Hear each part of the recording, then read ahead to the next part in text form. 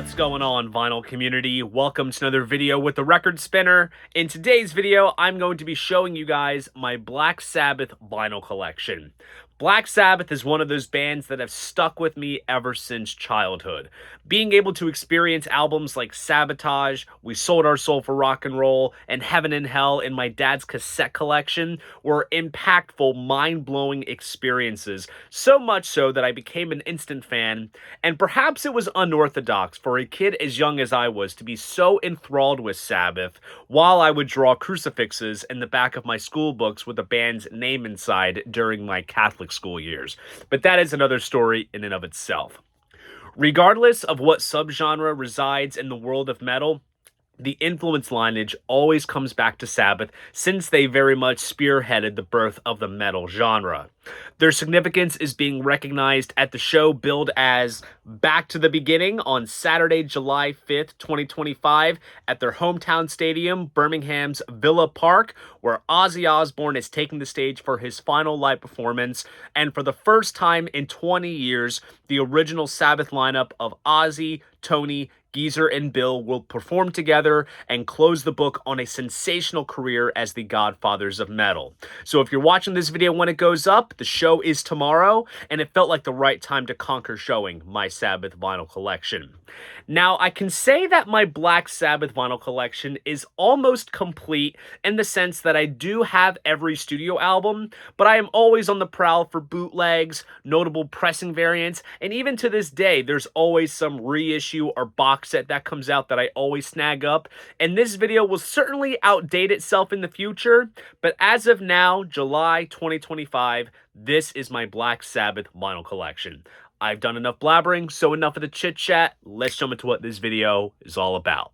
Okay, so we are going to go back to the beginning, see what I did there, and start off with the debut. Now, I am not going to take out every record out of the sleeve and showcase colored vinyl and such like that, but I will explain everything that I have in great detail. So let's begin.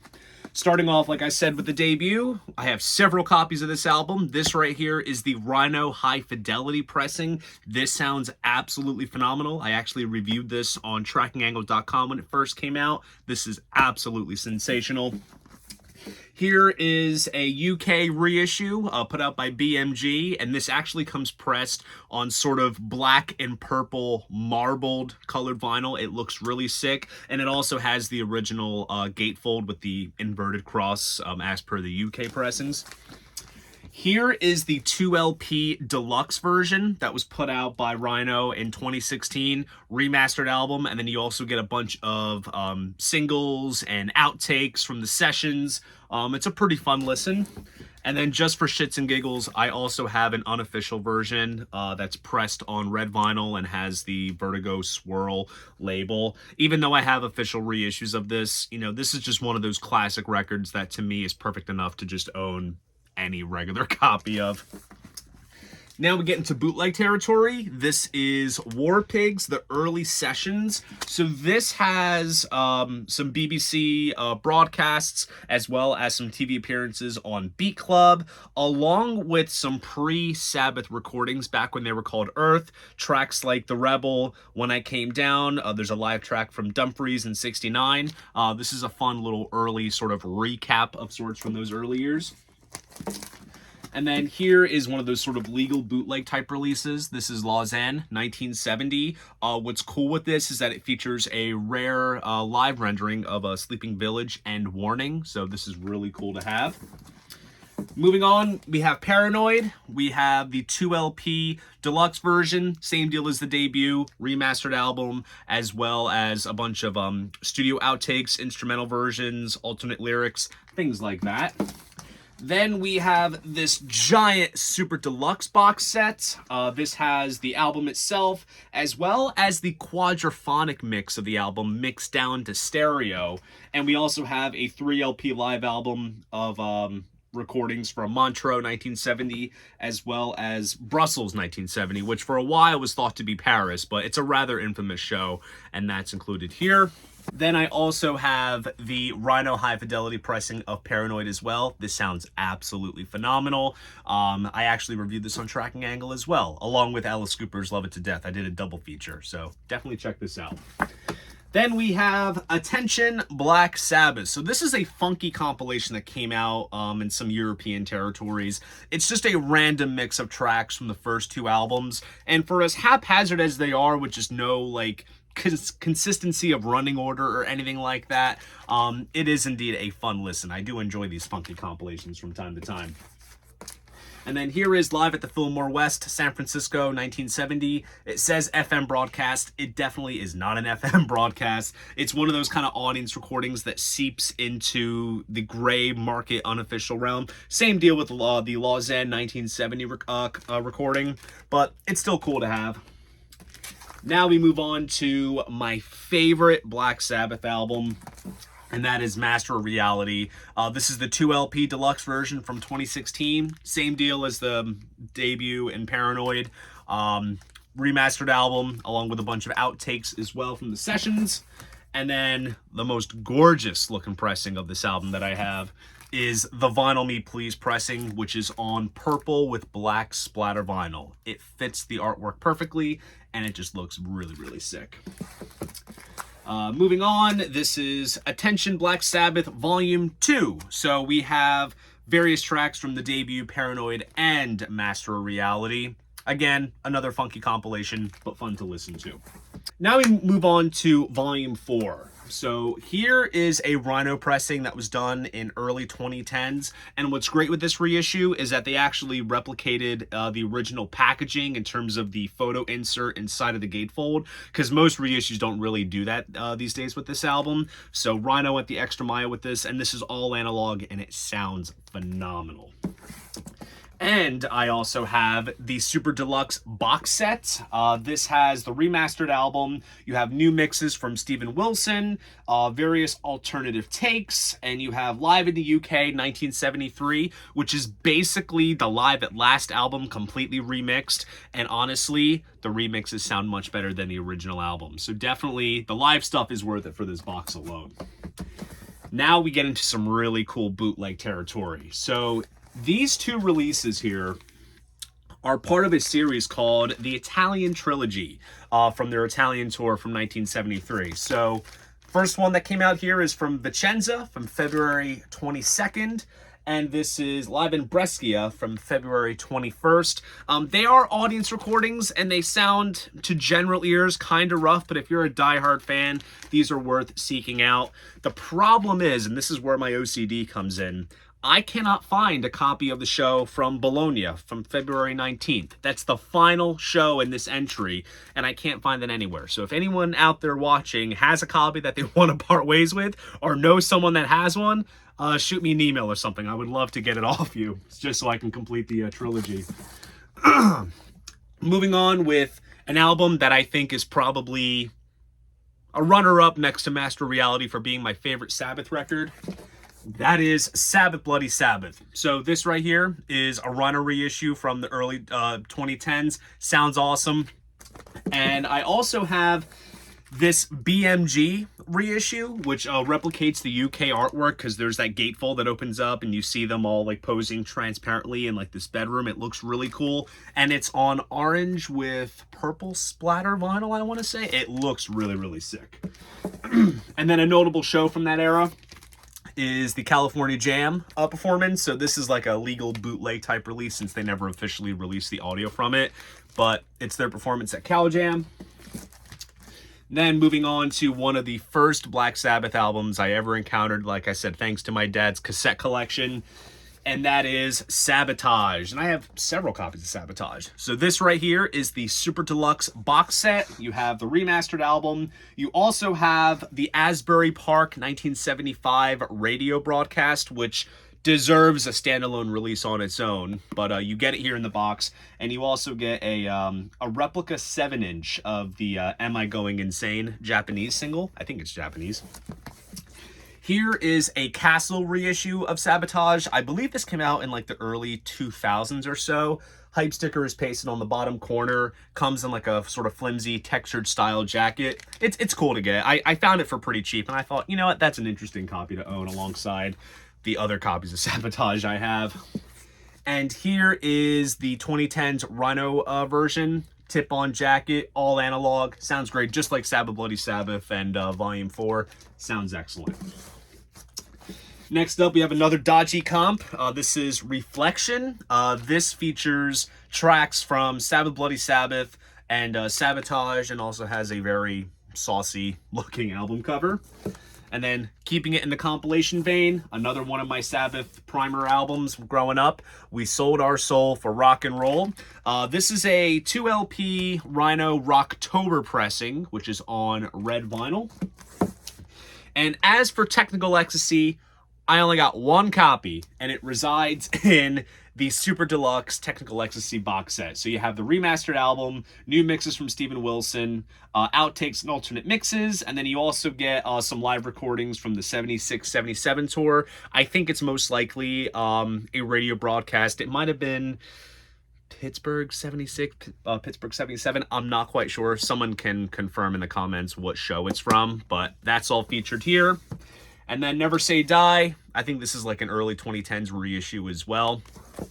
That wraps up Ozzy era. Now let's get into some Dio territory.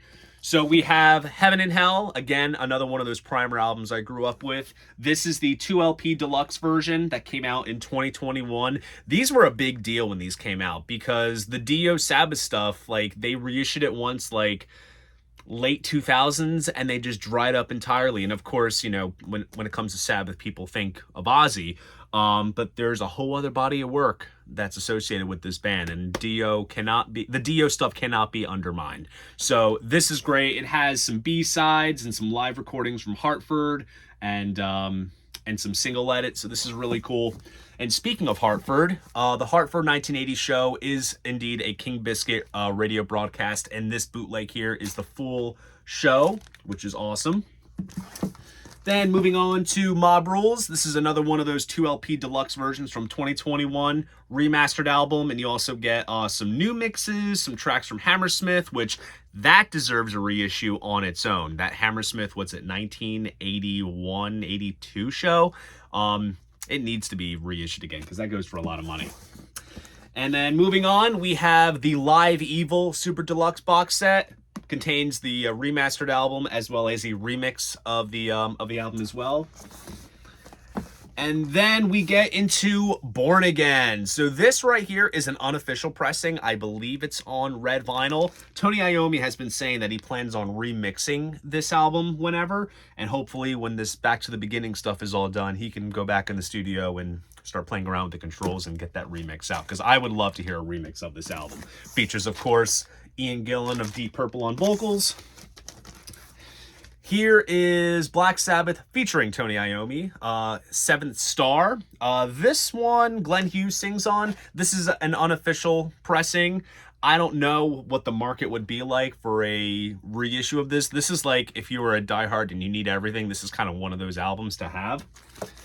And then moving on, we have the first Tony Martin album and the last one on Warner Brothers. This is The Eternal Idol. This is the Record Store Day pressing that just recently came out, pressed on red vinyl. Then we have the Anno Domini 1989 to 1995 box set.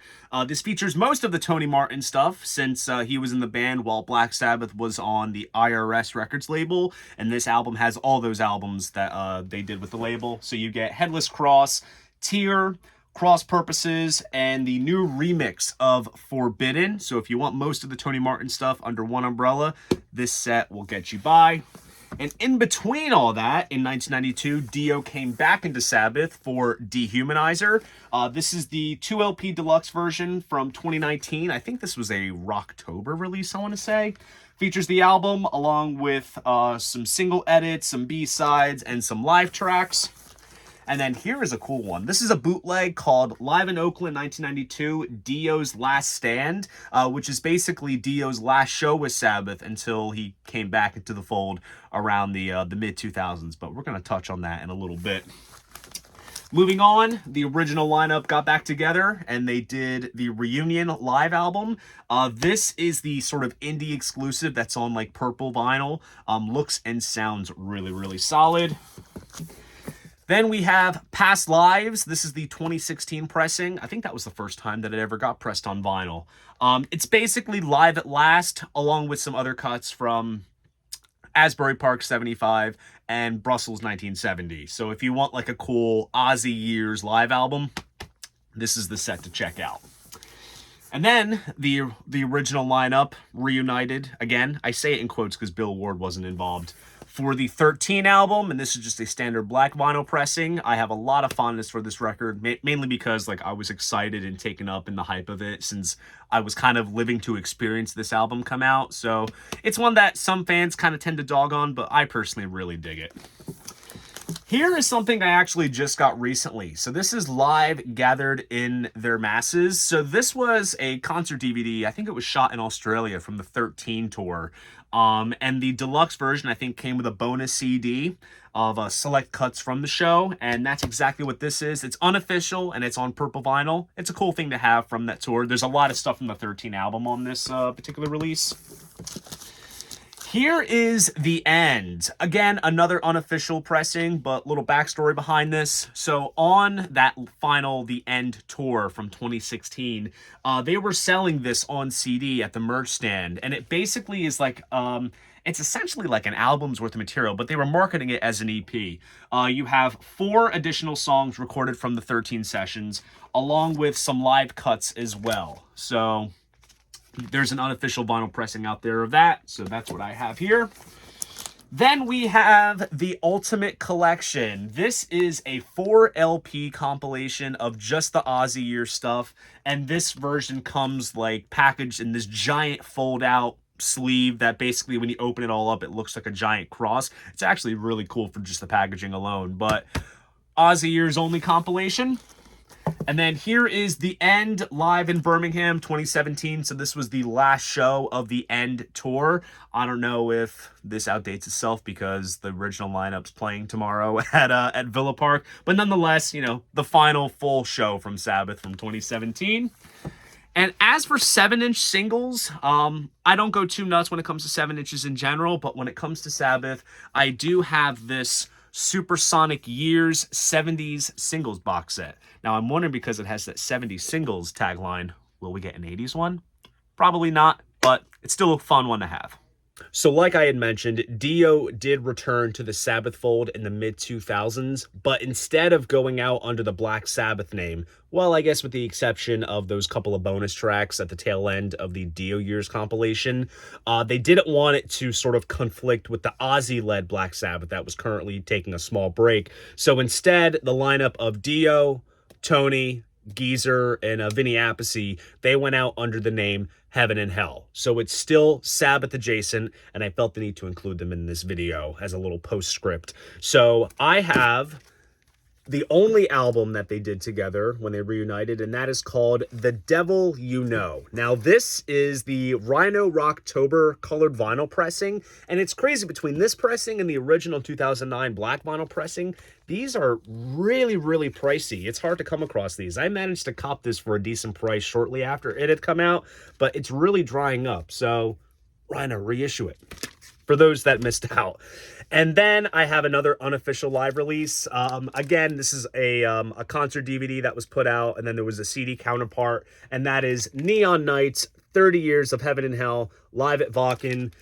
They ended up releasing this, I think, shortly after Dio had passed away, so it's a nice fitting sort of live tribute to, I think, the second most significant Sabbath frontman. So there you guys go. That is my Black Sabbath vinyl collection. I really hope you guys enjoyed this video, and if you did, please go ahead, give it a like, and subscribe to the channel. See you guys in the next video, and most importantly, keep heavy the Sabbath day, and keep the records spinning.